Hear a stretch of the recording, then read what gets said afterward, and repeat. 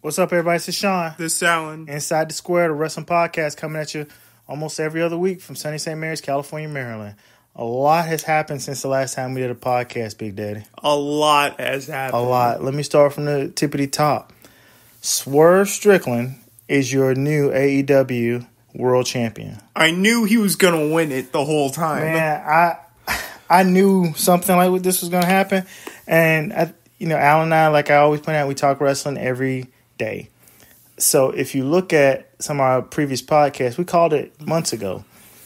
After his Hangman Page feud was over, we were like, this dude is... It was an amazing feud, actually. Yeah, I think that feud probably catapulted him to the tippity top of AEW. Yeah. Because I was not an Adam Page fan. Was not a Hangman Adam Page fan. But he won you over with the Texas... That dude, the Texas Death Match was incredible with he and Swerve.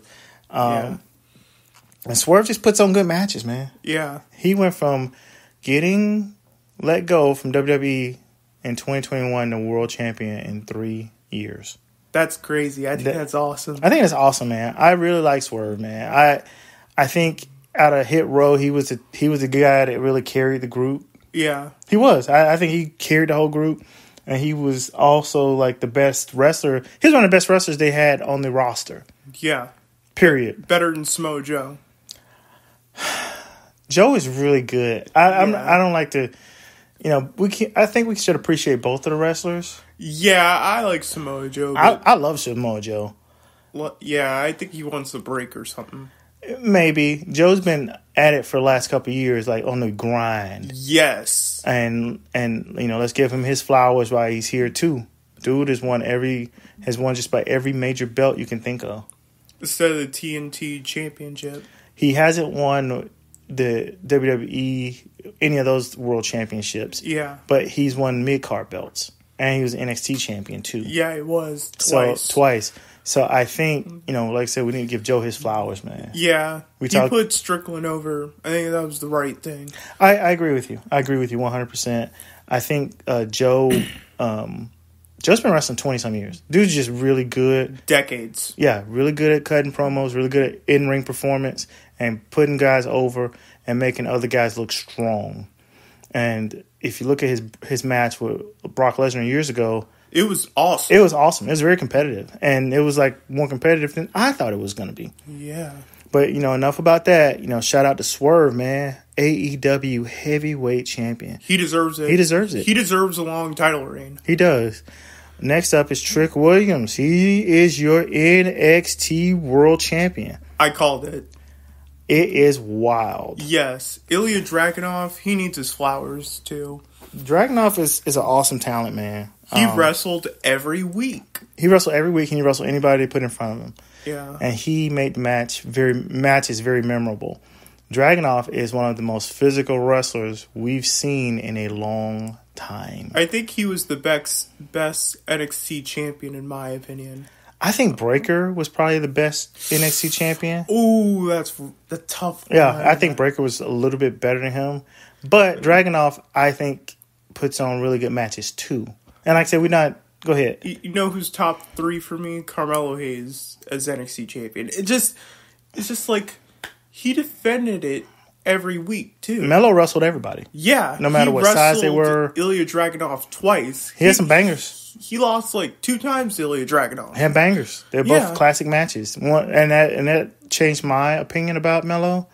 Yeah. His matches with Dragunov, because I always wondered in the back of my mind, can this dude, Melo, can he have a physical match and not look weak? And the answer was yes. The dude had physical ass matches with Dragunov. He had a real physical match with Trick Williams. And Braun Breaker. Yeah, and Breaker. He and Breaker had some classics. They had some bangers. Mm-hmm. So, and Melo, he wrestled Cody Rhodes the other night. Very good match. Very good match. Very competitive. Looked like they put him in the front of the line, which is a good thing, I think. Are they going to push him too early? Maybe not. I don't agree with this notion that some of these wrestling fans have that, he needs to work his way up to this. No, you know what? They already worked their way up. This dude is nuclear hot. Let him do his thing. Just let him cook. Let him cook. Exactly. Let him cook. And if you don't think if Triple H don't think he's cutting the mustard, guess what Triple H should do? He'll pull his ass out and say, okay, mid-card guy. But right now, that's not how it works. Nope. Social media and the entertainment sphere influence these guys' decision. These guys make them money. You want to get a return on your investment. So these guys, that's their investment. And they're getting a return on it with better ratings and things like that. So, let Melo cook. Yeah. Let him cook. He deserves to go to the main roster, in my opinion. He'd been deserved. I think he was ready last year. Yeah. I think he was ready last year. And they had him wait. Yes. Breaker too. Mm-hmm. Yeah. And those dudes are really talented, man. Yeah. I think Trick Williams too. I think Braun Breaker's gonna get a mid-card belt, in my opinion. I think he will too. I think he will too. Moose, he retained he's still TNA World Champion. I think it was a smart idea. I think it's a smart idea too. Nemeth is like Nemeth, he put up a really good fight. I think he did too, but I think because he's not, I think he's like a free agent type guy, kind of like a Matt Cardona, that travels around, different indie guy, and I don't think TNA would take that belt off Moose to give it to someone who's just like a free agent. No. I wouldn't. I wouldn't either. It's not like Kenny Omega. Kenny Omega, I'm Kenny gonna wrestle 4 belts. Kenny will wrestle New Japan Pro, fly back here, wrestle in Nashville, go down somewhere else in Mexico, wrestle next night, and the dude wrestled every week. He wrestled a few times every week. Yeah, and I don't know if Nemeth is like Kenny Omega. But I trust that TNA did the right. I think TNA did the right thing. Yeah, I think they did the right thing too. I think they did the right thing. Talking about TNA while we're there, they had some dismal numbers on their pay-per-view, buddy. That ain't good. Let me give you a quote from a different source. TNA Rebellion buys for their pay-per-view were only 500 pay-per-views, and that's down nearly 84% from its Hard to Kill event. Yeah, that ain't good. I think it's time for them to partner with a bigger media agency or bigger media company, like HBO or Showtime. Yeah, I think it's probably a good idea. Because if they're not watching, if people are not paying that $39.99, which it was, to watch your, in some of your premier live events, what you really doing? I think that's rock bottom. Yeah, 500 is a very low number, man. Yeah. That's a scary low number. Without Scott Gilmore, it's not the same. It's not the same. It's different now. And you getting buried like this, man? 500? That ain't good. WWE has more money than TNA. Well, WWE and AEW are larger companies. Yeah. But TNA has been around a long time, and they have a lot of dedicated fans. Yeah, that's rough. I saw the event totals for their pay-per-view at Palms, and it was less than 1,200. That ain't good. In attendance. So that's not good. They need more fans. And I stand by this. The only way you can get more fans is to be on TV more. Yes. AEW, Tony Khan, you might not like him, but the dude is on TV twice a week. Yeah. And he's always on the internet. He's always on X. He's always on Facebook. He's always pumping his guys up through Instagram. He even did his work all the way up to the damn NFL draft because he's an executive in his dad's company. And if you didn't know, his dad owns the Jacksonville Jaguars. But he's an executive in that franchise. And he had his neck brace on and ESPN making fun of him, saying, hey, he's the first guy to ever be in an NFL draft after he got pile driver in his wrestling event. They made a joke about it, but it's like the dude was making it work. Yeah, he was. And like I said, say what you will about him. The dude knows how to market his product. And that is the sign of a good business. If you don't see the product anywhere, does the product really matter? It don't. No, I don't. If you don't see it, it's out of sight, out of mind. AEW is always in your face. Dynamite and, all these other little events they have. And even just having his champ be visible on Instagram. I think WWE does a great job of letting their talent go crazy on Instagram and the videos and stuff like that. Nia Jax's Instagram is awesome. I like Nia Jax. Zoe Starks is hilarious. She's funny with Shayna Baszler. And it cracks me up, man, because it don't seem like those two would work. But Shayna Baszler and Zoe Starks are really good together. They actually are as a tag team. As a tag team, and even on Instagram, like you could see, they got more than they're friends. They're probably friends outside of work. Yeah, they are. And I think those are the best kind of partnerships. I really do. On to the next. Willow. She is your TBS champion. Nightingale. Willow Nightingale. I like what they've done with her. I always liked her character. She's really fun. She kind of reminds me of a Bailey. Yeah. Because she's positive and she can wrestle. She can wrestle, man. She can really wrestle. She can really wrestle. I'm curious about where they go from here with her. It seems like she's going to be feuding with Mercedes Moné. What do you think about it, Big Daddy? Mercedes Moné, I think she's going to win that title. I see it coming because Willow Nightingale is a transitional champion. I disagree with that. I think that Willow Nightingale is popular enough to keep that belt for a little while. I would, if I was Nick Khan, Tony Khan, rather. I said Nick Khan. That's his dad. If I was Tony Khan, I would let her keep it over the summer, at least over the summer. I'm telling you, man, she is special. I remember watching her in other matches when she was not with them, and I'm telling you, she is special. She can wrestle, and she has the crowd. Wrestle, yeah. She has the crowd in her hand. So if I was him, I would let her keep it for a while. But Julia Hart, she had a really good run with that. Yeah, Julia Hart did have a good run. Yeah. She's a good wrestler, man. Yeah. She's a really good wrestler. She could have lost it at the next pay-per-view.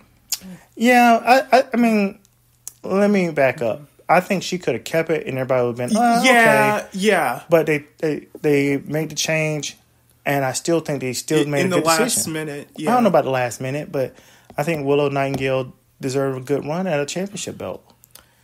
I don't know who attacked Mercedes Moné, but it could be Chris Statlander. I think it might be Chris Statlander. Yeah, too. I saw it. Yeah, and we talked about Nic Nemeth earlier, channeling his inner Matt Cardona. Now, whether you know it or not, he's a triple champ. He's a AAA Mega champ. He's a Squared Circle Expo champ, and he's an IWGP Global Heavyweight Champion. That's crazy. He has 3 championship belts. He could be the next Matt Cardona. He's trying. I don't blame him. But Matt Cardona, he's the real indie god, in my opinion. He won every title in the indie circuit. He's never won AEW. Yeah. I think the indie god is Kenny O. Yeah, I have to agree. He's coming back. I know I keep harping about Kenny Omega this and Kenny Omega that, but I really like the dude. The dude is a really good showman. I love Kenny Omega. And wait till him and Ospreay get back in the ring together. That's going to be awesome. Crazy. Maybe against the Elite.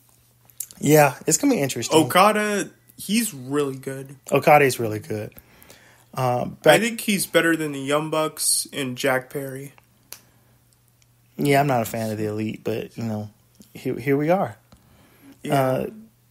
It was putting the belt on Becky Lynch a good move. I think it was almost a smart move. I would do Nia Jax, but I think Becky Lynch is like a transitional champion for maybe 4 to 5 months. I think Nia Jax was more deserving. Yeah. In that match. I watched the match from beginning to end. But it was competitive. It was very competitive. I watched the match from beginning to end, and I think Nia Jax out-wrestled him. It was very competitive. She out-wrestled him. She outpowered him. She outperformed him. And I feel like she should have won. She has been on a really good trajectory since they brought her back to WWE. Yeah. I really don't think they're doing right by her. But she's a safe worker now, which is She's safe-ish. Okay. She's safe-ish. Yeah. She's safer than she was earlier. But, with all that aside, I think she was more deserving. She kind of out-wrestled them. I think they're waiting for the right time to put the belt on her. I think she's deserving, man. I really do. I think all the stuff in the past gets brought back up. Yes, that's why she didn't win the title. And because soon as the belt was on Becky, they talked about the time that Nia Jax broke her nose. I think she signed the new contract. I think that's why she won the belt.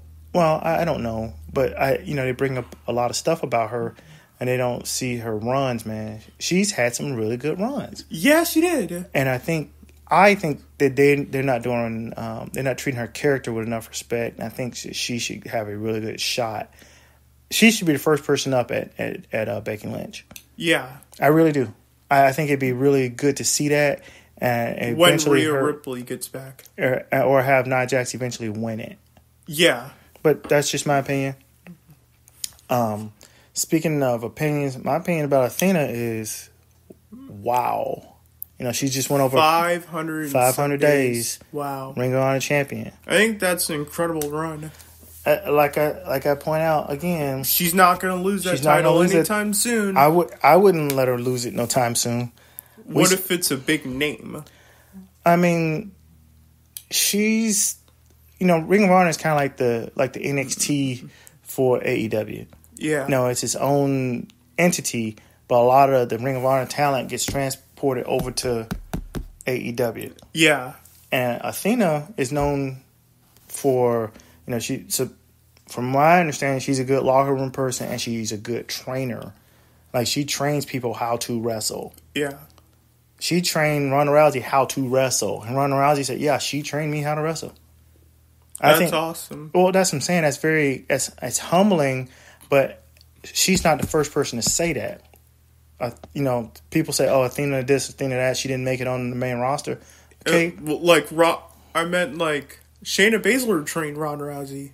She was one of the people that trained her, but when she came back, the person that trained her was Athena. Mm-hmm. So all I'm saying is, she was NXT champion. She's been Ring of Honor champion a long time, and I think that she got lost in that women's roster on the main roster. Yeah. Not that I don't think that she had the opportunities with the stories, and I don't think that they gave her character a chance. They didn't. No. Just my opinion, because I look at what she did at NXT and what she did and what she's doing in Ring of Honor. She's a great storyteller, man. Awesome. And she puts on good matches. Very good matches. She puts on good matches. And I don't think that we're really appreciating, like you always said about Gunther, we don't appreciate him until he's gone. Yeah. 666 days. That's an amazing title. That's a crazy ass title run. Yeah. Athena's at 500 freaking days. That's awesome. And she wrestles every week. She's not gonna lose that title anytime soon. But it's wild, man. Like, we don't appreciate what we're like. Roman Reigns 1,000 and some days. We don't appreciate what we're seeing now. We're kind of spoiled because we're like in a golden age of wrestling. It's different now without Roman as the champion. But what I'm saying is we don't appreciate what we were seeing. We don't appreciate what we're seeing now. Yeah. Like I said, we're in a golden age of wrestling. We have 3 or 4 big wrestling franchises. And it's always on TV. It's always on social media. We can always see it. And these dudes, and these ladies, these women, these men, these people, these wrestlers rather, they are out here putting it on the line every week to give us product. And we don't appreciate it, man. We don't appreciate it. 500 freaking days, man. That's a long time. Already. That's a long time, man. And we, like I said, I didn't appreciate Gunther until he lost it. And I was like, damn. And he was out here wrestling a couple times every week sometimes. Because he'd do house shows. Like bangers. Bangers. Not bad matches. Bangers. I think Gunther might go against Cody. I could see that. I could see that. Like beating Cody clean. I don't know about that. Hey, we gotta give Cody the props, B. Yeah. I give Cody the props. He finished his story. You got to write a new chapter to his book. Make a new story. We talked about Tony Khan briefly with his neck injury. Did Elite sell that attack well enough? I think they did. I don't know, man. Cause Jack Perry knows how to sell. He hit Tony Khan, but it's like you could tell like he didn't want to do it. Why he didn't want to do it? That's your freaking boss. Do you want to hit your boss? I don't. No. Because that dude writes your check. He writes your checks. And you could tell like with Vince, when and we're not trying to bring up bad stuff with Vince, but when Vince took bumps, he really took bumps. Yeah, he did. And it's like, because, Vince in his prime, dude was jacked. Bodybuilder looking dude. Yeah. Tony Khan's a little thin, slight dude. So it's like they really were trying to not hurt him. But it's hard. It's hard, man. It's hard to sell something like that on somebody that's that tiny, because they could have really hurt him. Yeah. And you could tell they were trying really not to hurt him, which is a good thing too. But like I said, I think they could have sold it a little bit better. A lot better. It was interesting to see it, though. Like, the Young Bucks, they've been wrestling for, like, decades. Young Bucks they're pretty good. The Elite total is decent. It's just, I don't know, man. I like Kenny Omega as the leader. I like Kenny Omega as everything. I think he should, at some point, get one of those belts back. Kenny 4 belts again. Make another run. Yes. Because people get excited with that dude. Yeah. They get excited with him. But I don't know if they sold this attack on Tony Khan well enough. Like, Okada didn't want to do it either. Like I said, you could tell they're very hesitant to do it because they don't want to hurt him. They don't want to hurt him. I mean, no one wants to hurt anybody. Like, no. Let's put that on the table first. They don't want to hurt him, and two, he's your boss. Yeah, like he's not just the dude that run the stuff backstage or write the script. He's the dude that actually signs a check and owns the whole company. Mm-hmm. He owns the whole company. Let's not. He does. Let's not pussyfoot around when we say it. Like Vince owned the majority of WWE. Tony Khan owns the entirety of AEW. Yeah. So whatever he says, if he wants to create a decision, yeah, you got to go do it. Just let him make a decision. Yeah. Well, you can't let him. He can do it, and you have to go along with it. Yeah, just roll with it. Do I think it was a good idea? I don't know, but it was fun. I think it was fun to see. It was. It was fun to see. Jack Perry had to sell that punch. He didn't sell that punch, man. You could tell he didn't really pull back. He didn't want to do it. He didn't want to do it. I can't blame him. But, like I said, it was just really weird to see it. Because I was like, are they trying to be a Vince? This is like a Vince move? I think it was, yeah. But, we're going to see where it goes. Well, that's it for me this week. We got a lot going on. A lot of stuff going on. Alan, he has his big birthday coming up in a week or so. On May 8th, I got a surprise for him. I'm not going to tell him until his birthday.